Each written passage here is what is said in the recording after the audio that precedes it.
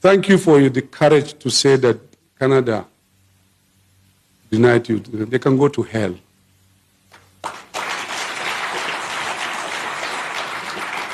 Even though it's painful, it's disrespectful, but we are people. We are strong. And I agree with you. We have to fix our country. We have to do it well. Yes, this disrespect is too much. So, yet is another reason why we work hard to make Nigeria work and be respected. Yeah, good morning, good afternoon, good evening, depending on whatever you are watching us from. It's another edition of Politics on the Street. You can subscribe to our YouTube channel, like our videos, share, comment for more political discourse. Go to hell. That is the words of the National Security Advisor, Nuru Ibadu. To Canada. Because CDS Musa was denying visa. Don't you think that Nnamdi Kanu has been vindicated? That all the killings and the human rights, probably that is the reason why the Canadian government denying them visa now. So he said, go to where? What is it? Okay, CDS, Chief of Defense Staff, should go to Abyss. If Canada should go to hell, Colonel Christopher Musa should go to Abyss, bottomless pit. Why? Canada negates anything injustice, inhumanity of man against man, anything hostility and let me say animosity. Canadian system negates that because they are from Northern America and Canada is a safe haven for human beings that are human. If you are not human, you can go to Canada. Yes. Christopher Musa has been spying southeastern youths for many years now, throwing them inside the fire, burning them alive. And Christopher Musa thought that Canada was not looking at what Nigerian military has been subjecting the southeastern youth to for over how many years now? Right from 2015 to today is 10 years. Since inception of Buhari regime, Igbo youths has been pied in their large numbers. Yes. Subjected to that kind of annihilation and decimation for over 10 years. Is it easy? And you think that the human rights platforms, Transparency International all over the world are not watching? Canada is the last society that someone that has soiled his hands with blood could ever delve into. He can't go there. Because it's a rights country, is a country with human rights record, #1 in the world, Canada. So Colonel Christopher Musa, his hand has been soiled with blood, and he's not going to try it. He can't go to Canada. Canada denies him visa because he is Mr. Paya, Southeastern Youth Paya. Yes. But Mazi, some persons are of the view that Trump also Canada is following the suits Donald Trump is doing. That Trump has ordered ban on everyone involved in human rights violation. Yes. Don't you think that this is the handiwork of Trump? Yes, Trump, that's why beginning of my interview I actually told you that Canada is in Northern America. Yes. And the United States of America is in Northern America. So Canada and America, they share bridge. Border. I don't understand, or call it border. Sure, understand. So Canada is USA. USA is Canada. From Alaska to Canada, you just cross over, walk over. You use your feet, yes, Alaska. You walk into Canada. Ottawa, I think, is in the Arctic North, Canada. But Alaska, is just you can just throw. So Canadian system is American system. They almost use same. I think you have Canadian dollars, you have US dollars. So America is Canada, Canada is America. If United States is not happy with you in terms of your human rights record, I think Canada will turn their back on you as well. Because the system in America still works the same system in Canada. But Mazi, because your said that their petition is not yielding results. Yes, ICC. That ICC I think Donald Trump blasted the ICC just some days ago. Yes, yes. And now, don't you think that the ICC is ready to stand up against human rights in Nigeria? Violation in Nigeria. President Donald Trump is the president of United States of America. ICC is gonna, become effective this time around. Effectually working for the black man, effectually working for the white. But if you ask me, I've been lambasting, ICC because what ICC stands for in the world is just for only the white skin. But I have seen ICC waking up. Yes, only the white skin. I see the ICC standing up to their feet this time around to effectively work, for the black. Because continent of Africa is a dark continent, and they remove their face. Look at the human rights violation in Zimbabwe. This man ruled Zimbabwe almost 40 years. Robert Mugabe, more than that, for something years, committing various inhumanity, inhuman activities against fellow man. I mean Robert Mugabe. Look at what is going on in Canada, in Sudan today. Sudanese soldier from Arab extraction buying Sudanese civilians from Darfur, Southern Sudan, and nothing has been done about it. Yes, Buhari government buying many Igbo youths for 8 years. ICC turned their back on them. Nigeria has been subjecting Nigerian civilians, Nigerians, to this kind of inhumanities, hostilities and animosities that has no equal in the history of this world, of the earth today. ICC turned their back on Nigerians. ICC has never been effectually, working for the black man. That's why I always say ICC is for the white skin. I don't know what I understand. So what I'm trying to say is ICC is for whites. United Nations Organization is for whites. It's not for the black man. But I can see them now waking up because Donald Trumpets, a meticulous man, yes, because of Donald Trumpet, a righteous man, is come to the throne, to the podium of power in the United States, and is trying to make sure that ICC works effectively, sanitize that platform, and let the human rights violators across the continent of Africa be taken to the court for trial. And I tell you that Christopher Musa, that pied many youths in the southeast, must go there to ICC. Then I'm telling you that Brutal, the then chief of staff, army staff during Buhari regime, Major General Brutal, must go to ICC to be what? Bruised. Yes, he must be bruised. So we to also mention Wike and some other governors too. They must Wike River State people in their largest number. That I even actually heard that Wike was arrested in the USA. I was praying, but it was just, I think it was just a mere speculation. A mere speculation. Because Wike is supposed to face ICC. He expired many Ikore people, Igbo people. Nigerian military committed lots and lots of animosities, wickedness against many Nigerians. Nigerian soldiers, they kill, they pie Nigerians unarmed. Unarmed Nigerians are subjected to that kind of treatment that is meted for only animals by Nigerian military. So what I'm trying to say is that ICC should be coming after these people. Okay, Mazi, lastly before I let you go now, do you think this has really vindicated the Igbos, and the Igbos are really happy? The Igbos are very happy today. Why? Many Igbo leaders, many Igbo traditional rulers, were pied in the recent time. Most recent was the pieing of Professor Chike Akuyili, whose wife, Dora Akuyili, was pied by government machineries, high machinery. That's what the federal government under Buhari did. And Dora Akuyili died, I think 2015.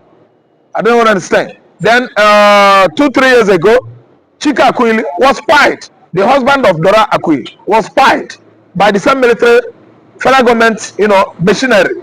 So what I'm trying to say is the Igbos are now vindicated, the IPOB are now vindicated, Nnamdi Kanu is now vindicated, Samuel Ekpa is now dancing. Orabueza is now celebrating, and the Igbos are jubilating all over the globe because Nigerian government must face ICC. Tinubu should face ICC. Buhari should face ICC. They are war criminals, enemies of humanity. They must actually go to ICC, International Criminal Court. You are welcome. You are welcome. Good morning, good afternoon, good evening, depending on wherever you are watching us from. This is another edition of Politics on the Street. You can subscribe to our YouTube channel, like our videos, share, comment for more political discourse. Pastor, the governor of Ekpa State has approved 500 million to sponsor the Fulani journeys to the holy pilgrimage of Mecca, despite the killing in his own town. Pastor, how can we react? It is very, very bad and very, very outrageous and very, very, in fact, it's not normal concord things. But before I proceed, I say good morning, good afternoon, good evening, and good night, wherever you're watching us from. Please, I remain my humble self, that Biafran evangelist. Listen and listen good. You see why I never welcome not to like Wifuru. You know, Wifuru want to continue from where the master stopped in person of David Umahi, the former governor of Ebonyi State, the one that has sold Ebonyi State to Fulanis. They have sold Ebonyi State to Fulanis. Ebonyi State has become a Fulani state. Yes. Imagine the governor coming out and say that the people that killed in Ebonyi State on Sunday, being 2nd of February, are the people of Ekpa, indigenous people of Biafra. And he said that the saying of Fulanis was not true. No wonder he said they should not retaliate. No wonder he said they should not do anything. And I'm not surprised that is what the masters, his master asked him to come out and say. Because he said, yes, his masters, Fulanis, Gumi and the group of company. That is what they have asked him to do. And that is what he has come out to say. By telling them and telling people that the Fulanis are not the one behind it. Even when the whole Nigeria, even a baby in the womb knows that the Fulanis are the one that carried that out. No wonder the Fulanis, that the ones in Nigerian uniform that carry gun, no wonder they were seizing people's souls so that they will not capture their faces and capture all the atrocities in the land. And somebody said that Wifru was informed 3 days before the act. Now I'm coming to, before the attack, I'm coming to agree to that statement. With this thing, this 500 million, so Wifru, you have 500 million in Ebonyi State, and we have Ebonyi State indigenous walking around without a job. You did not create a job opportunity for them. You did not create any avenue for them after graduation, coming out from leaving school, that we have something to lay hand, where to go and make money in order to help their old parents who suffer to take care of them. So you have that kind of money to waste. I call it a waste because that money is not going to add any value to Ebonyi State force or any Ebonyi State indigene. It's not going to add anything value, no importance of it. We don't need it. We don't need it because we are not a Fulani state, neither are we Islam. So why are you now bringing out 500 million to sponsor? Whosoever that want to go to Mecca should go and hustle himself out and go to Mecca. What's our business with you, those who want to go to Mecca? And you are calling the money that you're supposed to share with me. Hear me. You're supposed to share this money with me because I'm an indigene. And you are using it to sponsor non-indigene. Don't worry, God will judge all of you. But Pastor, why are the clergymen in Ebonyi State not coming out? What is the role of the Christian association if a Christian governor? The political Christian association or the Christian association under bondage, those ones are political Christian association. All of them are under Fulani control. They are politicians. Many of them, all these ones, many of them that you see that climb pulpit and carry Bible to deceive people. Many of them they are eating with all these evil politicians. They are all bred of the same feather. You are telling me the Christians and the but I don't want to mention name, because if I begin mention name there, here it will appear as if I don't have respect.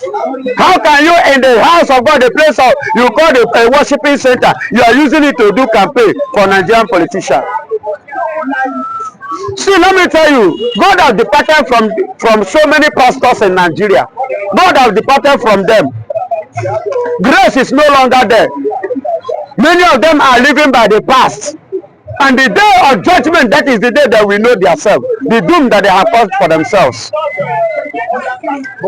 Because you must not use the word of God in vain. That is the scripture. But Pastor, I know the Igbo has kept quiet.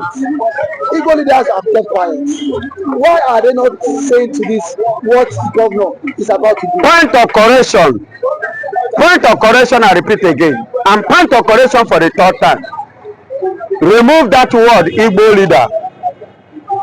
We know our leaders. And our leaders are in person of Mazen Namdekano. Our leader is in person of Ngozi Orabeze. Our leader is in person of Mazen Simon Ekpa. Another person you can call is a person who a gentle governor, respect himself, who knows the value of humanity, who respects human rights, who knows the need of making people of the land to enjoy what God has given to them. That is not selfish, not self-centered, that is not ready to sell out his people. Somebody like Alex Oti. But every other governors are Fulani governors imposed on Biafrans. They are Fulani are their master. They are just slave governors in the east. Are you hearing me? So you don't expect them to come and say anything. And you are talking about Ohaneze. Ohaneze you are talking about, who are the Ohaneze? Who owns Ohaneze? Who controls Ohaneze? Who pay Ohaneze? Is it not the same federal government? They organize themselves and use it to be collecting money every month. But Pastor, there have been so you don't expect them to speak against their master. After the news broke out, there have been a lot of controversies.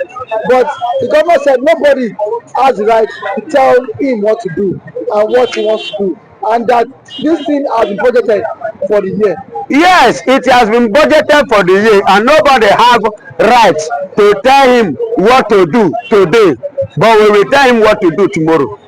And when that tomorrow comes, we will tell him what to do tomorrow.